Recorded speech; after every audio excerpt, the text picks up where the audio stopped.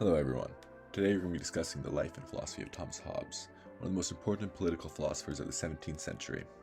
Thomas Hobbes was born in 1588 in Westport, England. He studied at Oxford University and became a tutor to the son of a noble family. In the early 1600s, he traveled to Europe and met some of the most leading scientists and philosophers of the time, including Galileo and René Descartes. In 1640, Thomas Hobbes published his most famous work, Leviathan, which outlines his political philosophy. The book was controversial at the time and remains a subject of debate among philosophers and political scientists today. Thomas Hobbes believed that humans are naturally selfish and violent, and that without a strong government to control them, they would be constantly at war with another.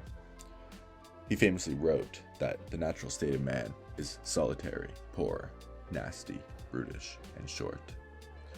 Hobbes argued that the only way to prevent this chaos is to establish a social contract between the people and the government.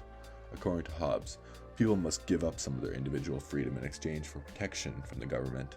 The government, in turn, must use its power to maintain order and prevent violence. Hobbes also believed in the absolute power of the government. He argued that the government should have complete control over people, and that disobedience should be punished severely. In Leviathan, he famously wrote that the government should be like a moral god with the power to make and enforce laws. Hobbes' philosophy was controversial in his time, and it remains so today. Many critics argue that his emphasis on the power of the government overlooks the importance of individual rights and freedoms. In conclusion, Thomas Hobbes' philosophy had a significant impact on the development of political thought in the Western world. His emphasis on the importance of strong government and his belief in the natural selfishness of humans continue to be the subject of debate among philosophers and political scientists. Regardless of whether one agrees with Thomas Hobbes' ideas, his influence on political philosophy cannot be denied.